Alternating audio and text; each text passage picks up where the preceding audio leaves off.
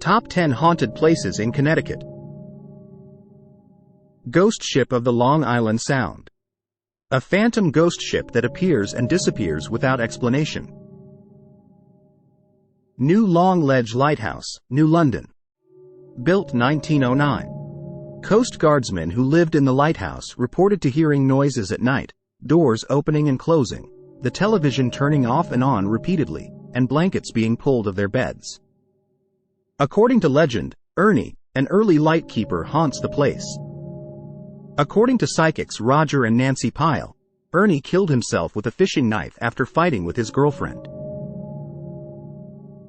Norwich State Hospital, Preston. Operated from 1904 to 1996. Abandoned psychiatric hospital. Underground tunnels were used to transport equipment and reportedly used to torture patients with cruel mental treatments.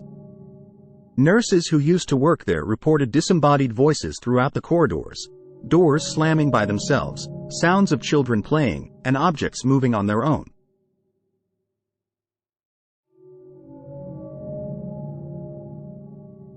Most people believe the land is haunted by Native American spirits and curses.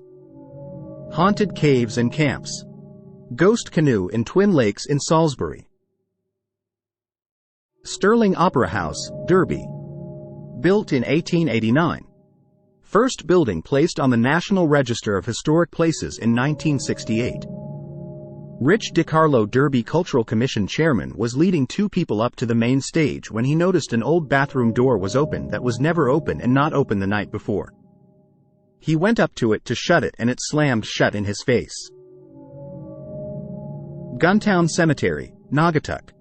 One of the oldest cemeteries in the area. Some headstones dating back to 1790. Reports of random music, laughter of children, seen a man carrying a lantern leading a horse, little boy playing by the back wall who vanishes, black dog who quickly disappears, orbs and mists, and EVPs.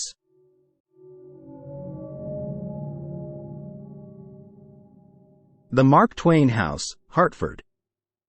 Former home of the renowned author Mark Twain, Samuel Clemens.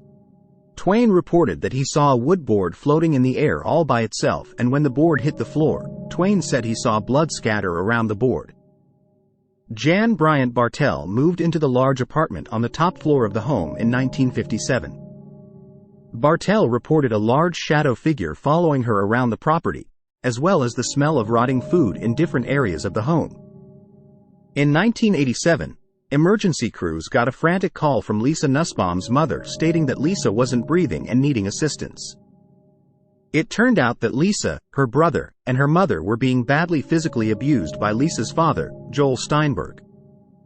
Neighbors claimed seeing flickering lights and shadow figures moving around after that night.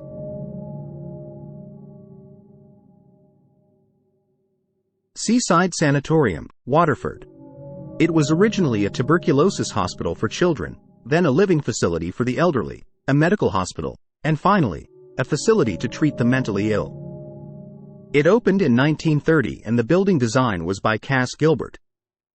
The treatment of the elderly started in 1958 and lasted for 3 years. In the early 1970s, when the facility was being used for the treatment of the mentally ill, they found out the staff were badly abusing the residents in the underground tunnels. Then in the 1990s, the death rate of the residents was much higher than normal. In 1996, Seaside Sanatorium was closed permanently. There are reports of EVPs of children laughing, objects within the building move on their own, and the playground equipment outside moves on its own with no wind or anyone there.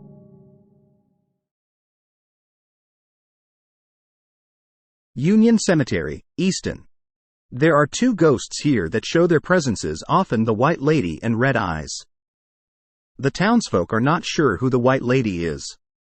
Some believe she is a woman who died in childbirth still looking for her child, while others believe it is a woman who killed her husband before taking her own life, or even a murder victim that was dumped in a sinkhole near the cemetery.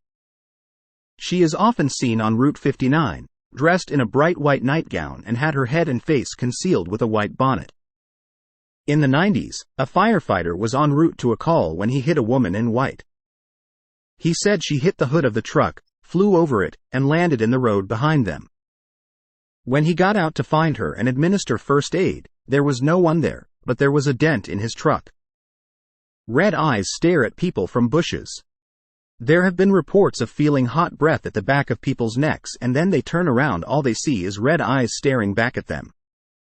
It is believed the ghost is Earl Kellogg, a man set on fire and laid to rest across from the cemetery in 1935. Ed and Lorraine Warren have visited the cemetery on many occasions and have caught many photos and videos of the lady in white.